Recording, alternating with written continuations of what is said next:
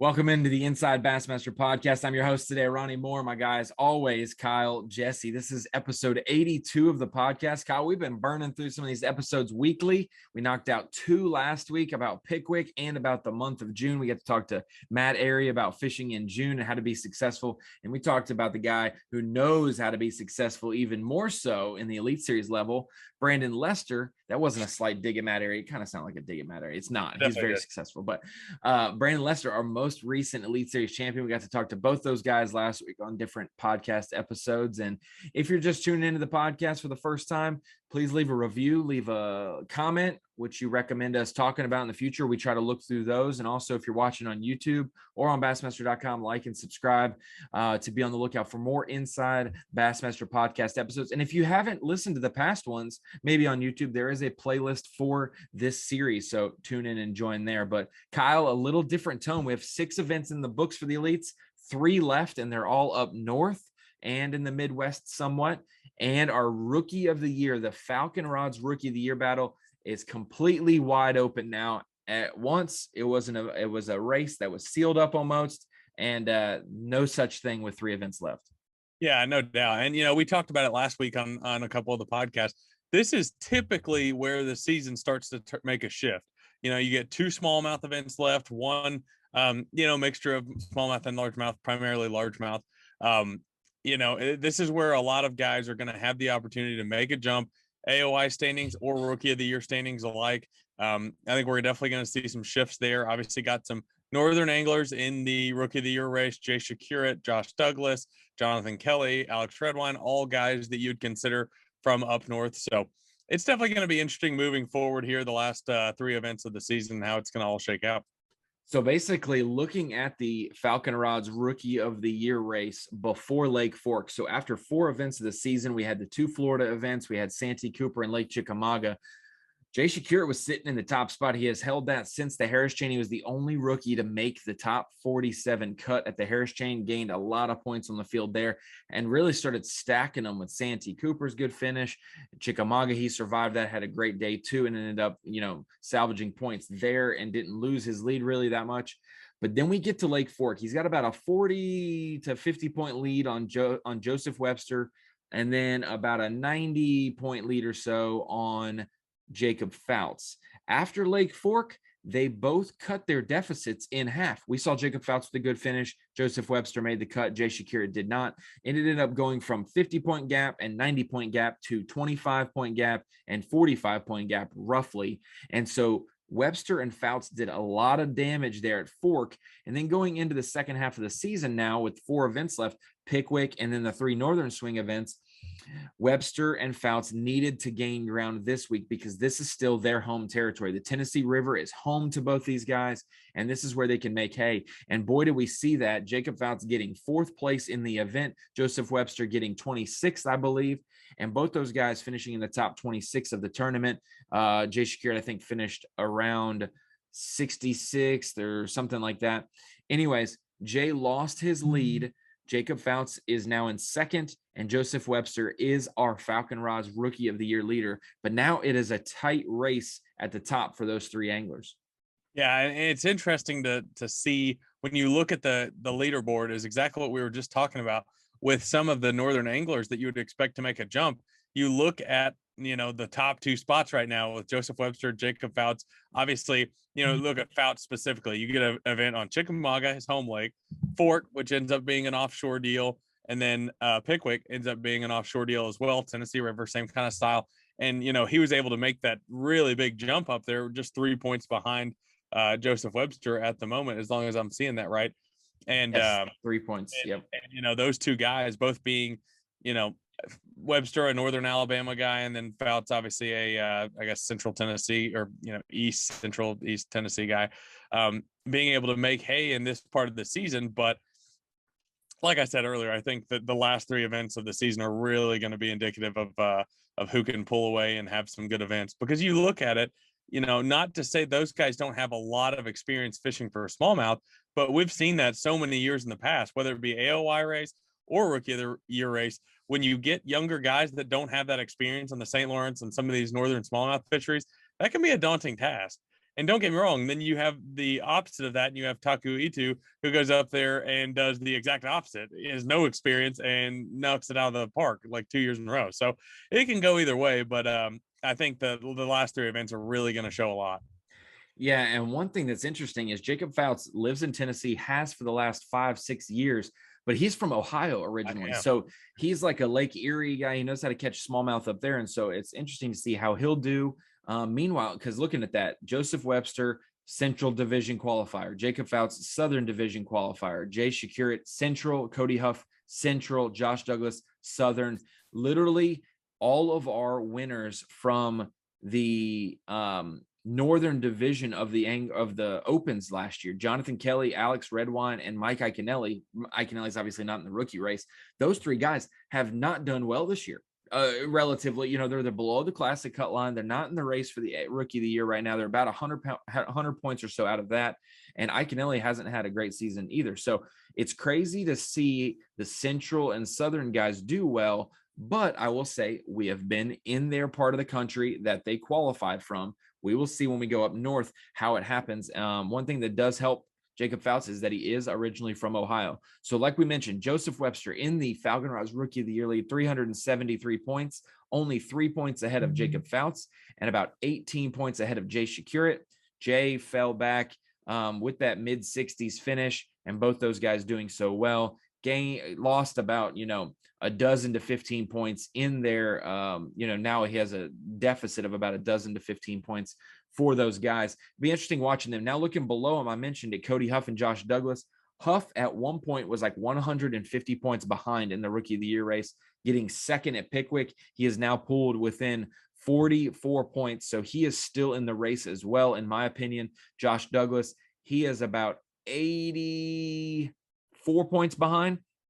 74 points behind. So Douglas is still in the realm of it because remember last year, Kyle, the last event of the season, St. Lawrence River, we had 5 anglers within 55 points of each other for the Falcon Rods Rookie of the Year. Josh Strassner, out of those 5, was 5th, 55 points behind, and ended up coming back with a great smallmouth event. And everyone else struggled, really. Like you said, some of those guys, it's hit or miss. They struggled, opened the door, and he walked right through it. Him and Justin Hamner battled it out on the final day, and Hamner was the last guy to weigh in, and he was the last guy. Didn't have Bass Track on for that day either. So it was really a complete surprise whether he had 9 pounds or whether he had 29 pounds. And Josh Strassner ends up winning the Rookie of the Year. So we've seen it. Big runaways, dominant performances, wins by rookies.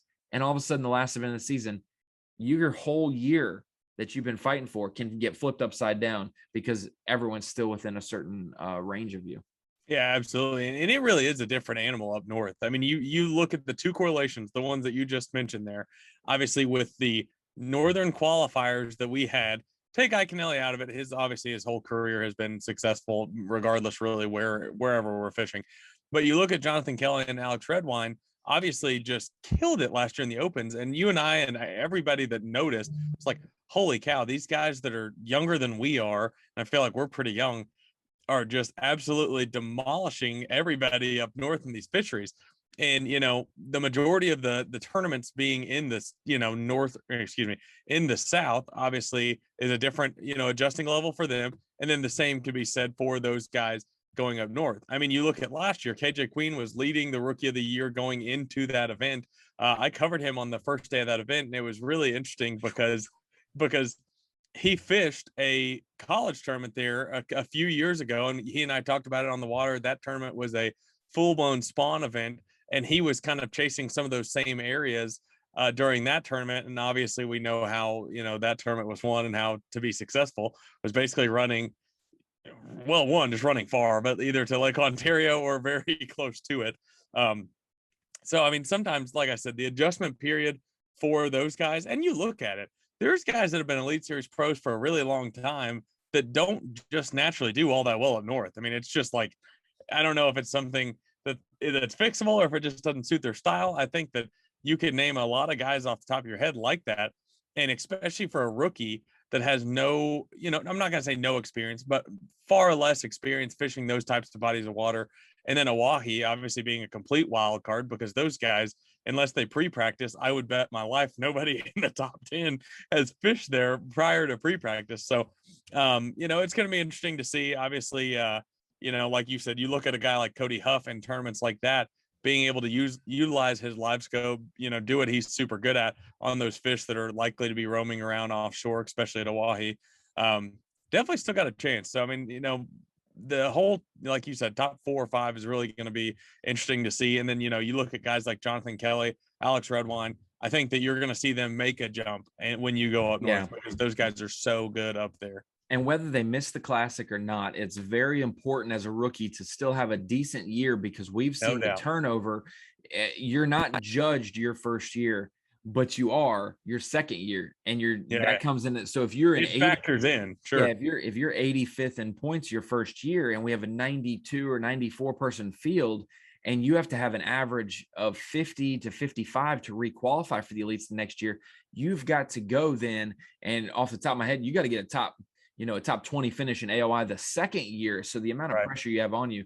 I will say though, I think Jay Shakurit and I think Josh Douglas, they were up there for a Northern Walleye event or something like 3 or 4 weeks ago. They were at Lake Oahe, but they were at the lake below it, I think, or something. They were in the river below it doing it was either like a Shields outdoor event or like a Shimano, G Loomis type deal. But they were out there because I remember clicking on it on his location. I was like, oh shoot, they're like right below Oahe. They probably pre-practiced there.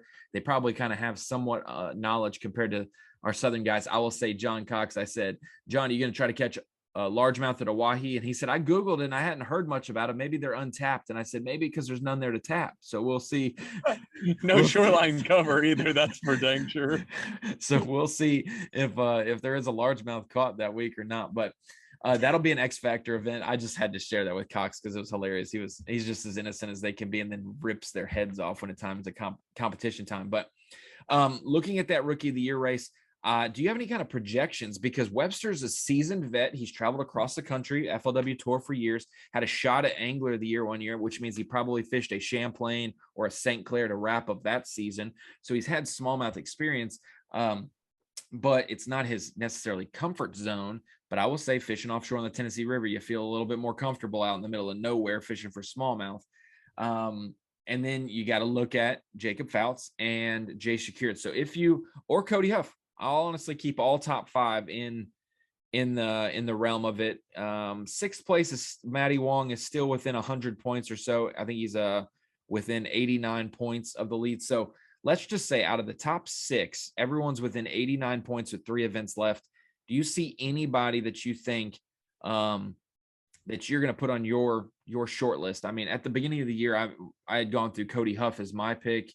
So did Mark Zona. He just had won so many different level events that was my thought. And I texted him, welcome to the Elite Series, Cody Huff, because he got a top 10. And I said, you really don't feel like you're part of the elites yet until you get one of those top 15 and you get some exposure. And so I think this could set him off for some positive things for those 3. So I'm looking at Cody Huff to make a run. But I can't trust having 50-point deficit in the final event. I know it happened last year, but these boys are good. And the Mississippi River, you can kind of catch. It's kind of a guarantee what you can catch there, Yeah, and if I had to make a prediction before the season, I can't really take any credit because I didn't really make any predictions per se as to who would win. But this year, I've just been so impressed with Jay Shakurit. And I know we've talked about that a little bit before on the halfway of the year angler podcast, or kind of like the report card podcast.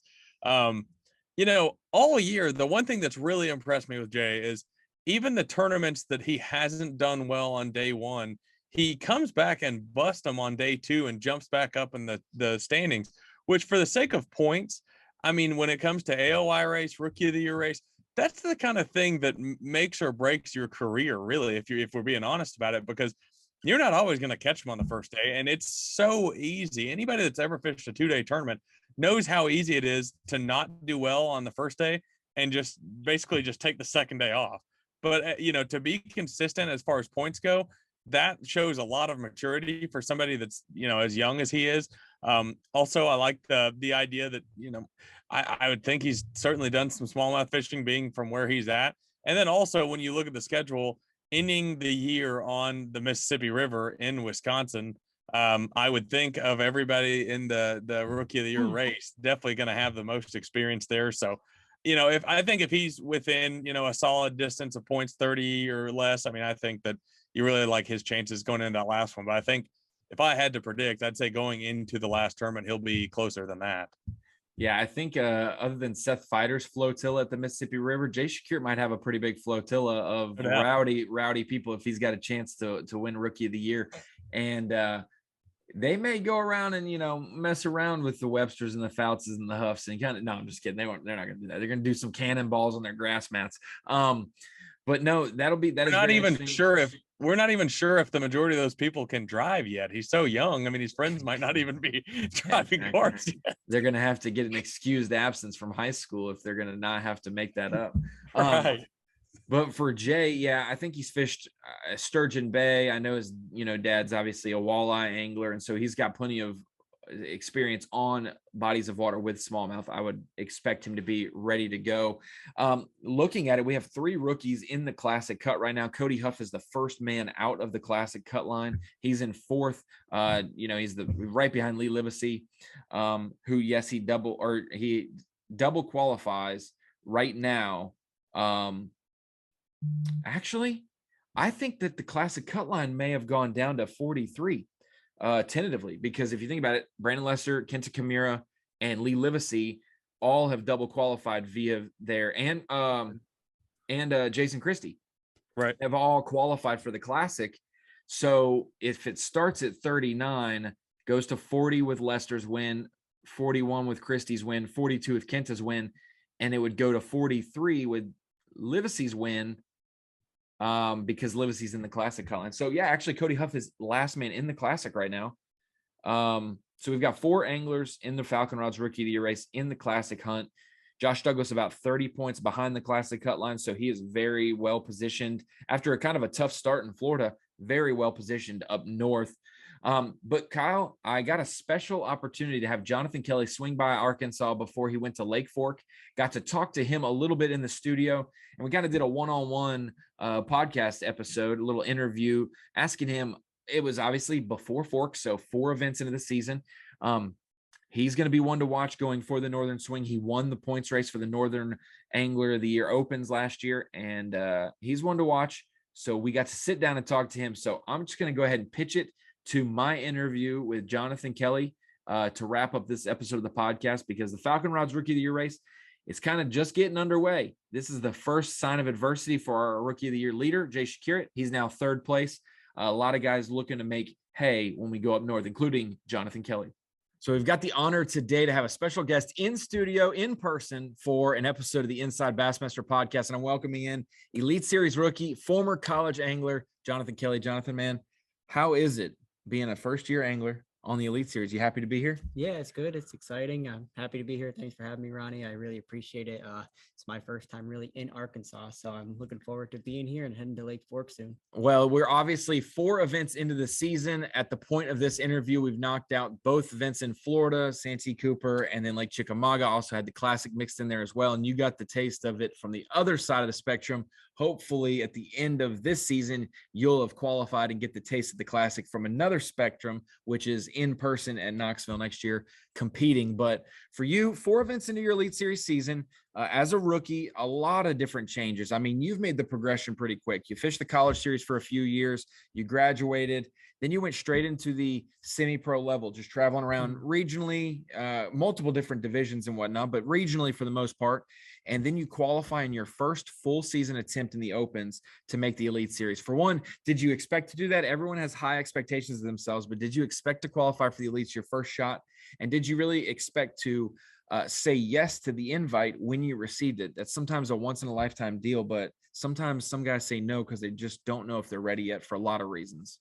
Right. And I had every intention to qualify. I basically went into that year with the goal to qualify, and I basically said, I'm going to qualify. Actually, my travel partner, Jamie Hartman, basically told me before that year started, he said, you need to make the Elites. And I was like, All right. Cause I never fished the opens. I fished Toyota series for a year prior, and I was like, I'll sign up this upcoming year. And the reason I never signed up for the year prior was because of the expansion. That was when the schedule was a lot bigger. We were Yeah, more, I think it was four it per was from four divisions. four, and they were too widespread, especially just out of college. I was trying to figure out how I can manage to go from New York to Florida to I think Tennessee and somewhere else the event was. So that was kind of tough, and that was why I didn't do it the first year. So I went to the Toyota series route for the MLF side. But once the B.A.S. schedule came back to being more regionalized, where I didn't have to spend as much time being away, where I knew I could have a good chance of making it, I jumped on it. And especially he was like, you need to make it. We can travel together. I was like, this is a perfect opportunity. So I kind of got right to work and went into it with every intention of making it, and never once thought about turning it down when I made it. So you're one of the guys who is from Pennsylvania. You're a Northeast angler. We often think of the Northern anglers on the Elite Series, and we just think of Canadians. I feel like it's everybody that goes up to about Virginia, and then we skip everyone and we go to just straight to Canada for the Northerners. But you're one of the Northeast guys, and we were talking about it earlier off camera that, man, there have only been probably a handful of people from the Northeast qualify for the Elite Series and make it for numerous years and make a living at it. Some guys jump in and jump out and whatnot, but especially in Pennsylvania, you're a guy at Scranton, Old Forge, PA, that area of Pennsylvania, right there on 81. As you head up towards New York, everyone who's ever been to Cayuga or probably the St. Lawrence from the south has had to go through your town. But it's not really necessarily a fishing hotbed for people who are going to make the Elite Series jump or a national stage. So what's that like, being a guy translating your Northern skills? You qualified through the Northern Division, but now taking it across the country where you fished in college, the Toyota Series, and then also fun fishing throughout the country. It definitely did help that I was in college and did college fishing. Especially it helped even more that I went to a Southern college. I went to Coastal Carolina University, which is in South Carolina. So that got me to experience and kind of got my eyes opened on some styles of fishing and types of fisheries that you can't find anywhere up north. Like there's nothing to compare to those. So to get that sense of those early on, and I never had great finishes in some of those places, but you learn a lot from bad finishes. And that's one thing to take forward, no matter what level you are at. If you have a bad day at a certain lake, it doesn't mean it's going to like ruin your time. Anytime you go back to that lake, you can learn from that quickly, and it can benefit you when you go back. So I did that a lot when, I was in the college ranks. I was fished a lot of different lakes. I mean, we traveled all over for those college series, and that helped me see different places. So when I did make it, I wasn't nervous about having to go south, go to different parts of the country, because I felt like I already had a sense of how those like places would set up, the styles of fishing, what you need to throw at those certain locations that we are going to on the schedule this season. For you as a Northern angler, I like to think about this from a college perspective, because some guys go to college and they stumble upon college fishing. Some guys go to a school specifically to do college fishing. Like that's on there in high school. They're like, I'm going to go to this school, get on the fishing team, and I'm going to compete. That's what their plan is. Some guys go to a school for their degree and then they make it work. For me, I went to East Carolina, just a little bit north of where you went to school. And I chose it because it had my degree field that I wanted of communications, but it also had a fishing team. And I wanted to be a part of that. There were some other schools that were in the running out of state that I wanted to go to, but they didn't really have a fishing team. I would have had to help start it. And the process of that isn't always the easiest to get that buy-in from the school. So we already had a school team set up there. And I know Kyle can speak to this as well, being at Arkansas. He went to Arkansas to finish up his degree and then jumped on the fishing team there. So two different perspectives. I know at East Carolina, a lot of Jersey folks, a lot of Pennsylvania folks. It's like it's just south enough to be Southern, but it's close enough to the north that it's close by to home. So they go there. Was that the case for Coastal Carolina, or what was the deal? It's basically you're close enough to get home whenever you want, even though you might have to drive a little bit. Like you're still going to get home if you really need to get home. And that's what it came down to. I wanted to get away, and Coastal was about 10 hours from my house. So if there was ever the need to, have to drive home on a Friday or want to drive home, I had that, I had that ability, and I could have. Did I ever? No, I never did that. I only went home for holidays, but it was always available, and I didn't want to go anywhere, only 3-4 hours, because I feel like I'd be too close to home and I'd have to go home more. At least when you're farther away, you kind of like you're on your own, you're doing your thing, and if you ever needed to, you can go back. See, that's why I had an old 90s truck coming out of high school. So my school's only 3 hours away from home, but that meant with a 90s truck, the gas, it was a gas guzzler, or I don't know, it could break down. I just can't go all the way home, mom and dad. And so I made them come visit me there. But college fishing treated you well. A lot of great experiences, a lot of great finishes. You had some great partners, and you had some different experiences of close calls, some possible wins. And I've seen a lot of anglers do that. We think about the best college anglers of all time. They weren't always the ones who won regionals or won events. They always showed up in the championship and the brackets, and they got their path that way. For you, does that speak volumes when you think about the other college anglers and you're like, well, man, a lot of these guys either came through the bracket or they were just rock solid in college and they didn't never have wins, but they were always in the top 10, always in the top 20. And hey, that was me. So I know I can make it because I was neck and neck with these guys. Did you have that approach when you started to pursue college fishing, or pro fishing after college, of like, hey, I didn't get the victories that I maybe wanted to, but man, I had a lot of good finishes. Yeah, and I think that all also came down to making that adjustment. When I was in college, I was a northern fisherman going into it. So I was learning those lakes as I was going. And, I was newly introduced to it. That was my first year of fishing those different style lakes. So I was learning while some of these guys already kind of had a knowledge of it, because I'm not saying everybody, but the majority of people are typically south, below the Mason-Dixon line. So you get more people that already fished a style that I had to jump into and start fishing. And not like it was much of an advantage or anything, or I never felt like I was at a disadvantage. I just had things to learn where they might have already learned them, a couple of years prior, and just, were more so fine tuning them. Well, I had to learn and then fine tune them at the same time. I think it's impressive when I see some of these schools, and I felt like East Carolina was the same way, not to harp on where I went to school, but before I got there, they had some founding members that had gotten the team going, but it's hard to get the buy-in of teammates. You might not go to as many events. So overall, when you start thinking of the Angler of the Year standings or the Team of the Year standings, they were never really that high.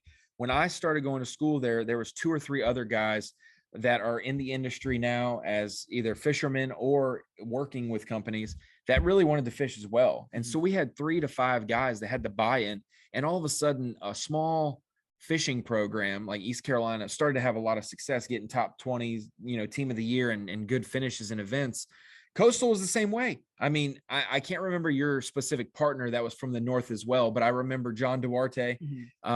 That's a great angler as well. You guys had a core of 2 to 5 guys at Coastal that really allowed you guys to go to the national scene and perform as you fine-tuned your skills, like you said. Yeah, and the hardest part about that was we basically, like when I first went there, we had a fishing club. It wasn't a team.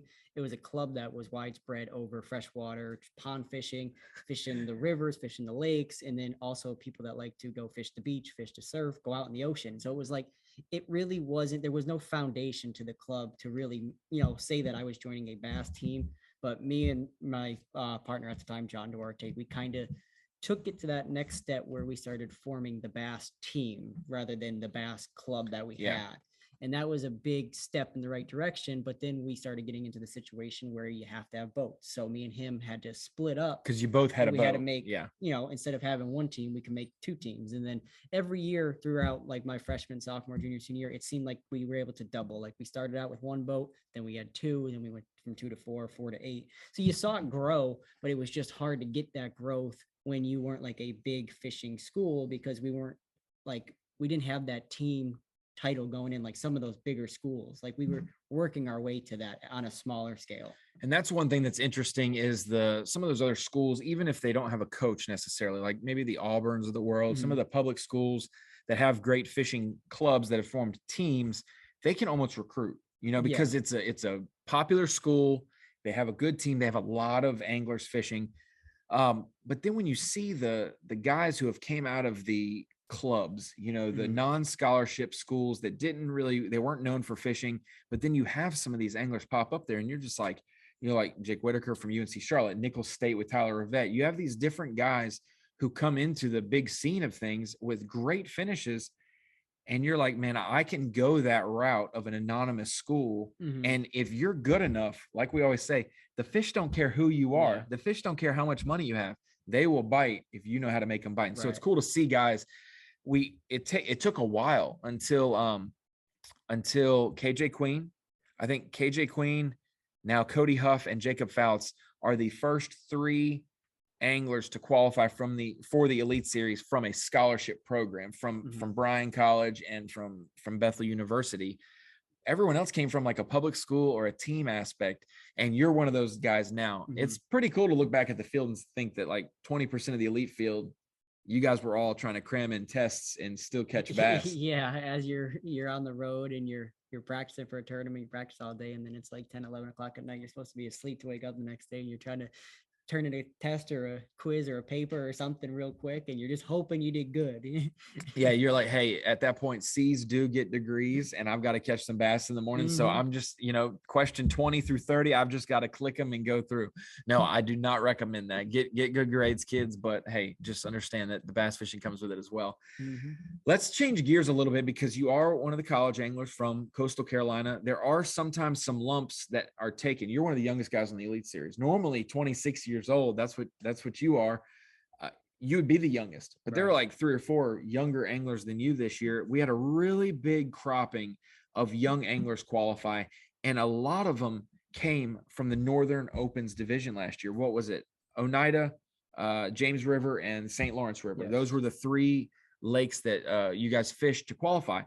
And you, Alex Redwine, and Mike Iaconelli all tied. You won the tiebreaker. So I will say here, the 2021 Northern Opens Angler of the Year is Jonathan Kelley. Even though they're all tied, he had the tiebreaker. But below that, I think of the top 15, even going down as far as Nolan Minor, I think he was 14th or 15th. Yeah. And Nolan from the college series as well. I think out of those 15, there were 8 or 9 anglers below or under the age of 26. It was like 26 and under. Half of the top 15 were that age.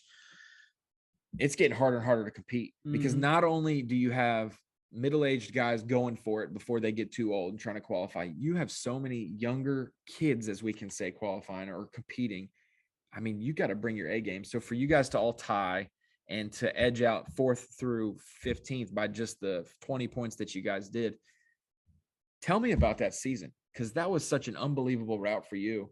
And I guess it was every day was high stakes. You couldn't have a bad day. Yeah, and that's what I learned. The Opens route is you have to bring it every day, and you can't have a bad day. You could have a little bit of a slip up, which I did day 1 at Oneida, but it was a tough tournament for everyone, and recovering with a better than average bag on day 2 got me way back into it, like more than I expected to get back into it, but it all worked out, and I'm glad it worked out that way. I wouldn't change what I did, because I knew I put myself in a position to essentially have done very well in that tournament. Even though it didn't happen, I still didn't even survive. I still had a good tournament. I can't say I survived it.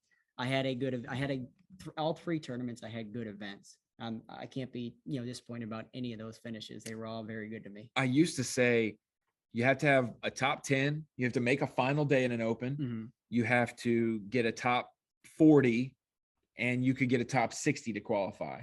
Or if you had a bad event, let's just say 80th, you had to have maybe 2 top 20s, to make up for it. Those days are over. Nowadays, if you're getting a check in 40th place, that's probably a below average finish to qualify for the elites. I think Nolan had 3 finishes last year. I think he had 37, 39, and 41 or something like that, like all right at the check line. The check in almost every one, but was 15th. Yeah. That is incredible.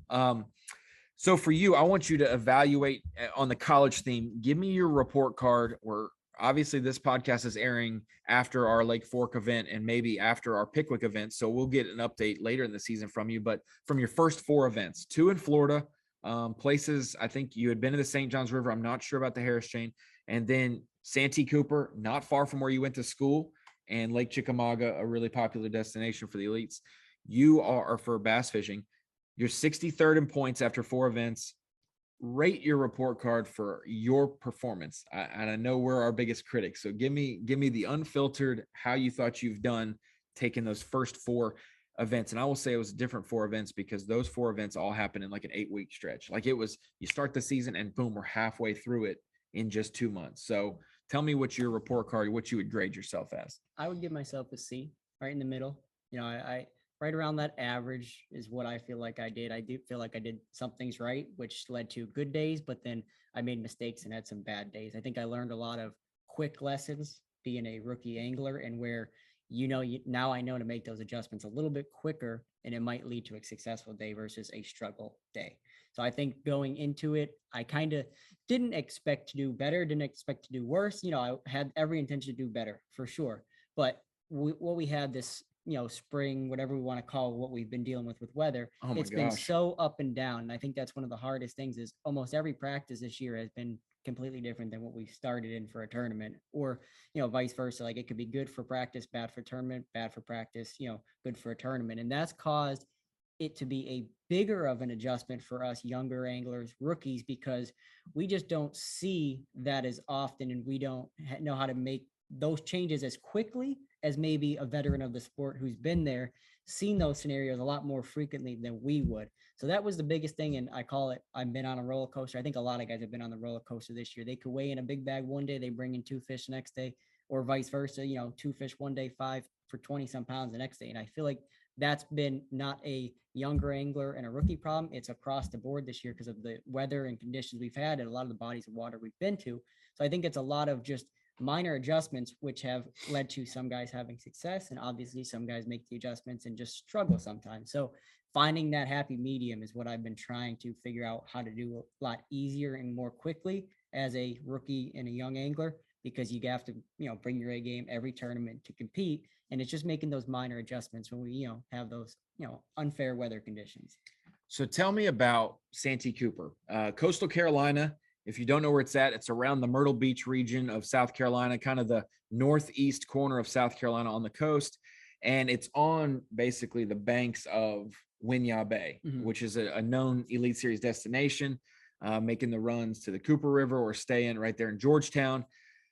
But then Santee Cooper Lakes, not far down the road. It's not too far. Did you get to fish there a bunch in college? And if so, what did you learn or know about that body of water that maybe helped you or hurt you in the third Elite Series event this season? So I fished there some in college, but definitely not enough after making the elites and seeing Santee Cooper on the schedule. I looked at myself in the mirror and said, you are a dummy for not fishing there more, because it's close, but it still took 2 hours to get there from where I was at school. So we had, the Santee River, we had the Waccamaw, we had the Big PD, Little PD. We had a bunch of other rivers in that Winyah Bay system that I could be at a dozen different ramps in less than 25 minutes. So to drive 2 hours in college, it wasn't, feasible. It wasn't always something feasible, that I wanted to do. We were already traveling a lot for our college events when we were going out of state. So when we came back, it's like, I don't want to kill 4 to 5 hours of my day just driving when I could just launch 20 minutes down the road from the school, be at a ramp, fish all day, get back, hang out with the guys afterwards and stuff like that. And that was the hardest part about not going there. And now after it, I kicked myself, in the behind a little bit. But other than that, I kind of had a sense going into that tournament, which would have been the deal, I think, if it was staying cold. I had a glimpse of it on day 1 of practice. I had over 20 pounds. It's pretty easy, and I got stuck on it. I got stuck doing something that was leaving me, and I thought I could have stayed there, and just something changed, going into that day 1, whether it was, I think the water got a little bit lower. It almost got too clean for what I was doing. In my opinion, it was just cleaner than I've ever seen it in that area. And it burned me. It really burned me. And I didn't think it would burn me to the point where I didn't catch fish. I thought I could at least just survive a day there. So after that, I kind of had a scramble, and it was just, I got a little clue at the end of the day, got a couple bites. And then the next day started on that, got a couple bites. And I kind of just started, bounced off my head scenarios. Where can I go? Seeing not many boats around me. That was the biggest thing. I was like, where did everyone go this tournament? So I was like, that's kind of confusing, because I wanted to focus more on the lower lake, which, because of the lakes being low, if the lake is very low there, both lakes could be low, but the upper lake handles the low water a lot better than the lower. Yeah. So in practice, the little bit of time that I spent in the lower lake, I found a lot of scenarios where I couldn't even get into where I wanted to fish, or I didn't have anything to fish. And that water started creeping up just a little bit. And because of some of those areas I went into, were too shallow, I knew there might be just enough water there. So I started going into those areas on day 2, and they started showing up.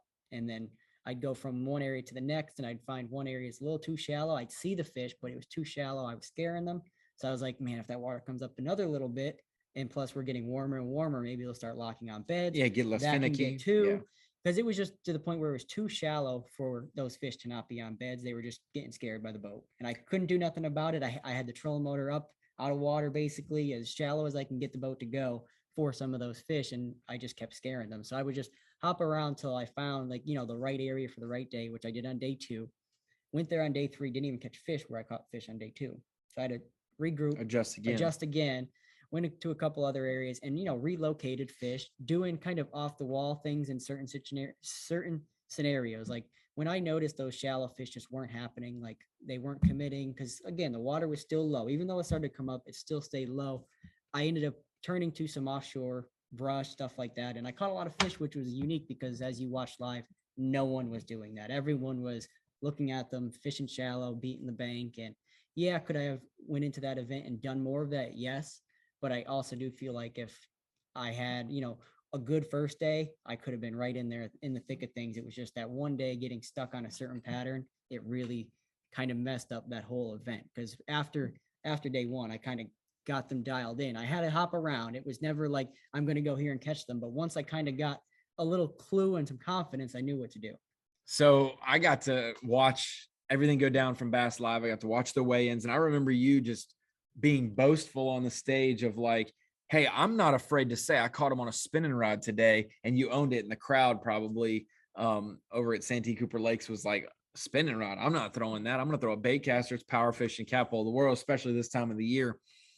Is that who Jonathan Kelley is? Do you pride yourself on the finesse aspect being a northern angler, or is that just a tool in your workshop that you like to pull out when others aren't doing it? You know what I'm saying? It's a situation where at the Elite Series, you have to get every advantage you could possibly get. And when everyone is power fishing and the opportunity presents itself to maybe pull a spinning rod out and do it a little bit different, and then you have the results that you do going from 7 to 8 pounds on day 1 at Santee Cooper to 20 plus the next 2 days, and jumping from, I don't know where you were, maybe 80th place to, I didn't look. I think it's like 80th place to like 15th or something, 14th. That's where you moved from.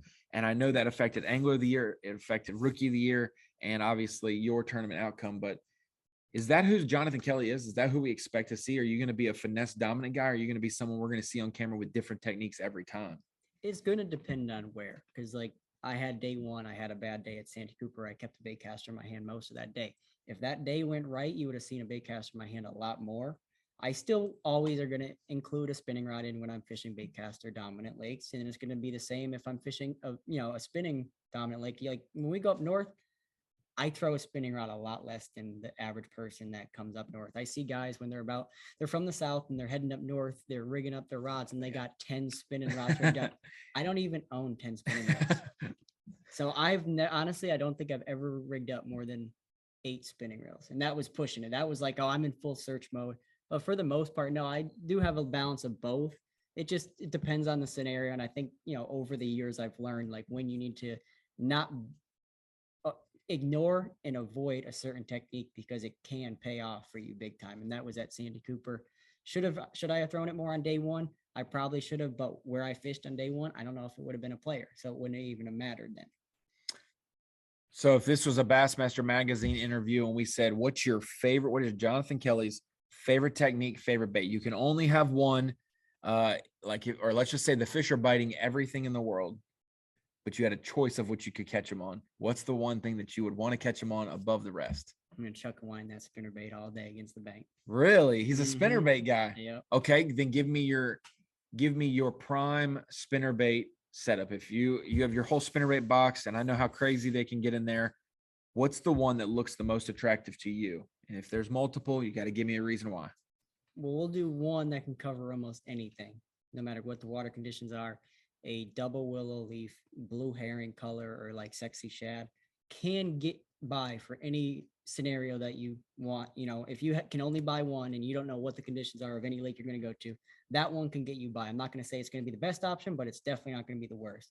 That's one I've been throwing that for 10 years now, 15 years now. The same color scheme. Wait, you're only 15 years old. No, I'm just kidding. He's 26. 14 years. Yeah, 14. It came out of the womb throwing spinnerbait. So that would probably be the one I would go to just because of its versatility. Like you can throw it in, clear water, sunny conditions, or, dark days with very dirty water, and it will work. But there are, like you said, a lot of adjustments that you can make, but sometimes it gets so confusing, especially when you're telling a young angler, like you need a white one with a Colorado. And then when you take the Colorado off, you put, Indiana or Willow. And it's just like, well, how do you know? So if you need to just pick one, a double willow leaf, a sexy shad color is your best friend just because of how much water and how many places you can't cover with that. I want to take you in a time warp a little bit because I probably felt this way. What I know about bass fishing now, removed from college, I graduated in 2015, which seems like forever ago now. That's like 7 years ago that I graduated from college. What I know now about bass fishing and techniques and ability wise, I feel like I'm a better angler than I was then, but I fished a whole lot more then, you know what I'm saying? I had more time on the water, so I could clue in things a lot quicker. So when I go now, I'm a little hard on myself, but I haven't been in a while. So you have to kind of get in that groove again.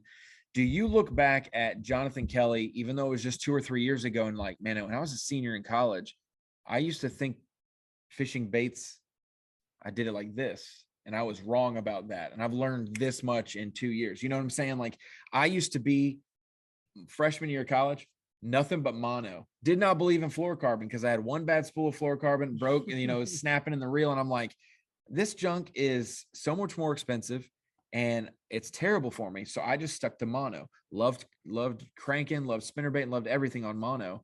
And now I only have mono in the specific, you know, technique applications that you're supposed to. So I've came a long way in that aspect. What's maybe something you look back at what you did in college that worked, but you're like, man, I was an idiot, to be honest. I was a little naive. I think it still applies to most college fishermen. They love to chuck and wind and go really, really fast. And I know we love doing it because that bite can be good, but I think a lot of guys do it too much. And I think I've learned that from some of the older veterans of the sport, that you have to slow down, because yes, you can always make that moving bait bite work somewhere, but you're also gonna be able to make a slow, you know, dragging presentation work as well anywhere. And I think in college I spent way too much time moving too fast. Now, but looking back on it, and there were some scenarios in college, I think like, oh man, I caught a limit in that spot. I left it real fast because I wanted to go hit the next spot. What if I stayed there and dragged something?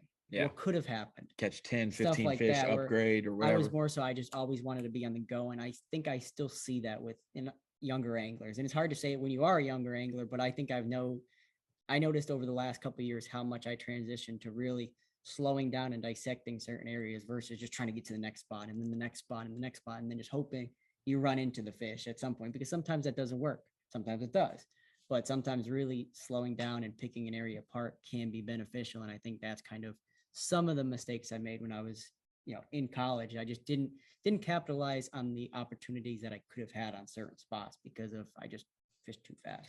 And you probably still have that confidence now, but you probably most definitely had the confidence of, even with a 250 boat college event, I could leave my spot, go to another spot, even if someone was just there or they're currently there, and catch fish behind them, because everyone fishes differently. The skill level in college is definitely different, but it's hard now. Like you're saying, I could fish fast and catch a limit and then run to the next spot.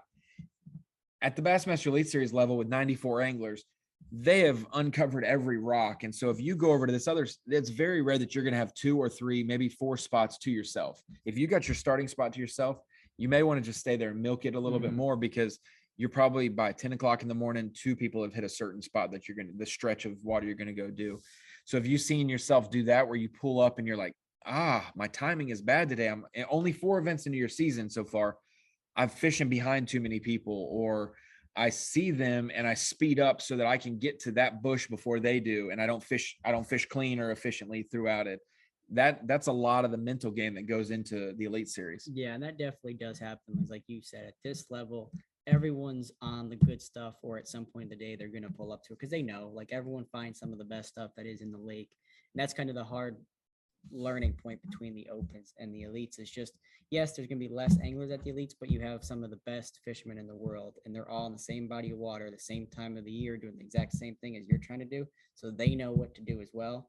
So it's kind of just trying to, you know, whether it's get your timing right on spots or just milking a spot is what's beneficial. Sometimes it's even going to a spot like we see with Buddy Gross at Chickamauga. He really just, or not Chickamauga, sorry, Harris Chain. Yeah. He fished around and basically relocated fish as that tournament went on. Looking for spots during the tournament instead. I feel like the one thing I've noticed covering the opens and covering the college series and then going into the Elite Series, everybody puts the pants on the same way. But when it comes to finding fish and catching fish, I feel like opens anglers and college anglers may go into a tournament and say, I have 15 good areas or good spots. I have 15 spots that I can catch fish. They go through 7 or 8 of them on day 1, and it's their best 7 or 8. And if they only catch fish in 3 or 4, day 2 and 3, they're only staying in those 3 or 4 areas. Whereas an Elite Series pro may only found 4 areas, not spots, areas, and they got 2 bites, or he missed one, but he revealed himself on that technique, and they can run with it. They will take one chatterbait bite and stretch it around the lake 2 times over and catch fish. Whereas I feel like a lot of the opens anglers and whatnot use their practice to find fish, and then they try to divide those fish up through the tournament days. Whereas elite guys check out the whole lake, and then they figure out which area is going to bite that day. Yeah. Have you seen that in your game where you're like, I got to start practicing a little different than what I did before? Yeah, you have to basically figure out where they're going. And that's kind of one situation at Santa Cooper on day 2, where I caught my 3 biggest fish on day 2 is where I seen 2 2-pounders swimming in 6 inches of water in practice. I went back there. The water was about 12 inches now, and I was able to catch some fish out of it. That's amazing, the relief that just a few inches of water can give bass, where they're finicky and then they'll bite. And it'll be the craziest bite you'll ever have in this much water. Jonathan, obviously 4 events into your season. What have you learned about your game that maybe will help you in these final 5 Elite Series events of the season as you make a push to try to make the Classic? Confidence is huge. If you ever are doubting what you're throwing, then put it down and pick up what you're confident in throwing. Don't try to make something work that you don't believe it's going to work for you. On that note, I didn't know what your answer was going to be there, but it brought up another thought that we've talked about off camera. Big trend nowadays is big swim baits, whether it's a glide or a soft swim bait, whatever it is, but just bigger than average swim baits. That I'm going to say 6 inches and below is small now. And basically a 3 is micro now. I'm going to say 3s are micro, 4 to 6 is small. Anything above 6 is a bigger swim bait. That's something you said that you didn't have a lot of confidence in, but you'd have it tied on because you knew that people were going to catch them on it. And so you didn't want to be unprepared. What do you do during the off weeks or in between events or during practice to maybe gain confidence in it? Because that's every minute is valuable during the tournament, and you don't want to have a rod on your front deck or in your rod locker that you feel is useless. So how have you maybe honed your skills daily? Because there's still work to be done. Rick Clun learns every day. So I know that you're going to be in that process too. Yeah, and with the big baits, like I've seen some guys catch fish on them, like buddies in the past. I've been in the boat with them. I know they work. I've seen them work in certain scenarios, but they don't always work. But it's like any bait; it doesn't always work, and it doesn't. There's a certain scenario. So what I've done, basically, like we were talking earlier off camera, is I had the confidence, all the confidence in the world in the past to tie that bait on, put it on my deck and look at it, and look how good it looked. Man, that's a pretty bait. But when it came to picking it up and throwing it, I just did not have the confidence. So, after seeing how, it could play, how it could be a factor, taking that into consideration, it was, time to put the big boy pants on and figure out and gain some confidence in it. So when I was home over the break, what I did was I went out with only 2 baits. I fished with a buddy. He threw some smaller stuff, but I threw an 8-inch swim bait and I threw a glide bait, and I had over 23 pounds on it. So now I'm at the point where which is sometimes hard because guys do that and then they get so locked into that bait and that's all they want to chase that bait. Yeah. I really didn't get that from it. I don't know if it's just like my personality or just how I kind of process things and approach it. Like, I know I don't want to get wrapped up in it, and I don't plan on getting wrapped up on it, but I now have that ability to tie it on, put it on my deck, but now pick it up in a scenario where I feel like it's going to benefit me. I don't see myself being a big swim baiter. I don't see myself being a glide baiter. I don't see myself really relying on it fully ever. But if it's in this, a certain situation where I'm catching fish on other baits, and I believe now after seeing it work that it could work, that's going to be in my hand no matter what, because I know if I have, a base that's already started of a limit, or I'm on a good bag and that opportunity is there, I'm going to take that chance knowing that I have confidence in it now. Last thing I wanted to get to you with, it could be the first question of the interview, or it could be the last question, but tell the folks at home how you got started in fishing. Everyone's got that story of maybe the first fish that they caught that they remember, and it's a story they'll last a lifetime. Or if you don't remember that because you maybe caught them coming out of the womb, just a few years ago, maybe if you don't remember that, maybe it was your first influential bass. Maybe it was one, your first tournament that you caught and you're like, this has got me hooked now. This is something that I want to do the rest of my life. Walk me through that early stages of Jonathan Kelley learning how to fish and getting hooked on bass fishing. Early stages, and I don't remember it exactly in detail, but I'm pretty sure like the first bass I ever caught, I was like 2 or 3 years old. My dad had me down at the Susquehanna River, and we were flipping rocks for the hog mites, and we were in water like up to our knees and just casting out. And I'm pretty sure that was the first bass I caught. I remember it. There was like a mayfly hatch stuff. Like it was like there was stuff everywhere, and that's all I remember. I don't actually remember catching a bass and like how big it was, but I've seen pictures like of us holding fish up. So it's like you put that together, and you're like, that's when I kind of first got into it. But really, like in the competing scene of things, I got into it quite early, but just on a small level. Being from Pennsylvania, we didn't have a lot of tournaments that were around us, and nothing like too big. But my dad was a ski racer, snow downhill skiing, tore his knee up. And my mom basically said, find a new hobby. So he bought it at the Surgeries are too expensive. At the time, bought an aluminum boat, and we started fishing. And that was like our hobby, not just mine, not his. We did it together. So when he went from that, 2 years later, he wanted a fiberglass boat. And then 2 years later, he wanted a bigger fiberglass boat. So it kind of just, we started expanding more and more as it went on. And then I think I had to be probably like 10 years old. Yes.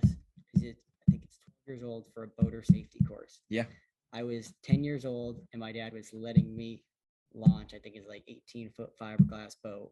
And all the guys at the tournament were like causing a scene, like, what is he doing? And my dad's like, he's fine. He's been doing this since he's 4. Not recommended unless it's, done with caution. Yeah, you have to learn. Somebody said, I think I heard a quote the other day about you have to see your kids do dangerous things carefully. And launching a boat as a kid is something, it could be dangerous. Yeah. But if they're doing it carefully, it's a time where we can learn so much. So I started doing that. We started fishing small tournaments, and then it got into fishing like, 8-hour tournaments at home, whether it was on a Saturday. And then we went into fishing Saturday night tournaments from 10 o'clock at night to 6 in the morning. My mom wanted to kill him because we're out in the lake in the dark, but it worked out. It was on a lake that's very busy during the summer months. So yeah, it was better to fish when you were at night, because it was safer, honestly, at night than it was during the day because of how much boat traffic it's seen. So I did that a lot. And then when I was, I think 13 or 14 years old, I started traveling with my dad and his buddies. And I owe a lot to them because they fished like the B.A.S.S, and I fished and learned a lot from them, even though they weren't doing it like where they were too competitive. They were doing it more for fun. I didn't realize how many different types of baits and techniques and, little things that are little niches that I thought were just common because I had learned it from them, that were actually really advanced things that when I got older into college, I was like, oh, I already know that. I know you guys don't do this. I do this all the time. And it just, at the time when I was growing up with them, like they're fishing the BFLs, I would go practice with them because I wasn't old enough. I'd fish with them. And then when the tournament came, the one guy had a camper, I'd stay in the camper. Or if they knew someone at those lakes, I would go out in the lake on the boat with those other people who weren't in the tournament and just hang out. And then I'd go see them at weigh-in. So I was opened up to a lot of different, techniques, baits and stuff like that from the start that at the time didn't mean anything to me. But like going forward, I was like, that was a lot of knowledge to gain at a young age, and kind of not with the intention to gain it. It just kind of happened. That's a big step, and everybody's probably have something similar. I hope they do. At least I hope everybody has a dad or an uncle or a grandpa that had a group of friends that took you under their wing, like their son. Like dad 1, dad 2, dad exactly, exactly. And I could name off mine right now that were influential. I know I said last thing, but this one's quicker. What would you consider your favorite lake in Pennsylvania, and what would be your favorite lake across the U.S. that you've fished? I'll do 3. Favorite lake in your state, favorite lake in the country, and a lake you haven't been but you really want to go to. All right. So favorite lake in the state in Pennsylvania would be Lake Manola. That's where I went with those big baits. It's a trout lake, so it's clear water. It actually wasn't clear the day I was there, so I didn't think I was going to get bit. So that was even more of a confidence booster because I got bit when it wasn't super clear. So that's my favorite around me. Favorite lake is St. Lawrence River. It's a river, but not a lake. So Lake Ontario, St. Lawrence River. That's the smallmouth mecca in my eyes. Coming up in July on the Elite Series schedule. Yep. And then last one that I've always wanted to go to, but I haven't got the chance to get through that section of the world is Lake Eval. In Alabama? Yep. In Alabama. Is that surprising to you that you probably haven't fished as many events in Alabama, being a hub for bass fishing? You know, that region, I know it straddles Georgia. It's on that side of the state, but Gunnersville and Wheeler and Wilson, Pickwick, all those, Smith fished Lake. Pickwick, and I have fished Gunnersville. But yeah, never made it to Smith either. I think it was just the times that I was going there were straight to the lakes I was going to, and that was it. Never had the time to even think about stopping anywhere else. Awesome. Jonathan Kelley, Bassmaster Elite Series rookie, doing this interview 4 events into his Elite Series season. He's just below that top 50 in points, just outside the classic cut as well. And hey, he's had those jump ups throughout the season so far to be in contention for Rookie of the Year, but some dropbacks as well. So we'll be looking for him as we go north for the Bassmaster Elite Series season. A couple events left in the season, and I bet Jonathan Kelley has risen up the standings since this interview. Sounds like a plan. So Kyle, that was my interview with Jonathan Kelley. Obviously had some ups, obviously has had some downs. And we know after the fact, Lake Fork was tough for him. Pickwick was great for him. So he's kind of balanced out. That's one good thing to see from a rookie when you have a bad event, to have a bounce back event. We've seen that with Jonathan Kelley, and he's going to be one to watch in future years. He's kind of very young as well, fishing from north. He's from Pennsylvania region. Came down to coastal Carolina, fished in the South a lot in college. As soon as he gets more consistent in some of these Southern events, it could be nothing but success for Jonathan Kelley. Yeah, absolutely. And you talk about the fact that the latter part of this season is obviously going to be up north in a lot of his comfort zone, if that's what you want to call it. Obviously fishing for smallmouth, doing a lot of the things that he was able to do to qualify for the Elite Series this year. And you know, I can say this from being on the road with these guys. He's definitely hanging around the right guys, the right people that, you know, he's going to continue to learn from. And at his age, and just like a lot of these rookies, you know, like you said, you can expect a lot from this guy in the future. I sent him a photo the other day of, I did a tackle tip with him. And so I was looking for a photo of him. So I searched our site and I saw a photo of him in like the 2015, which was at Lake Hartwell. He was in the college classic deal on the Kiwi. And I mean, he looked 12 years old in that photo. And he said, "Good Lord, where did you find that photo?" And I said, "On our website." I said, "I'm going to make it your profile picture." And he said, "Please do not do that." So still young angler realistically. And he's been around tournament fishing for a long time though. So hope you guys enjoyed this episode of the Inside Bassmaster Podcast.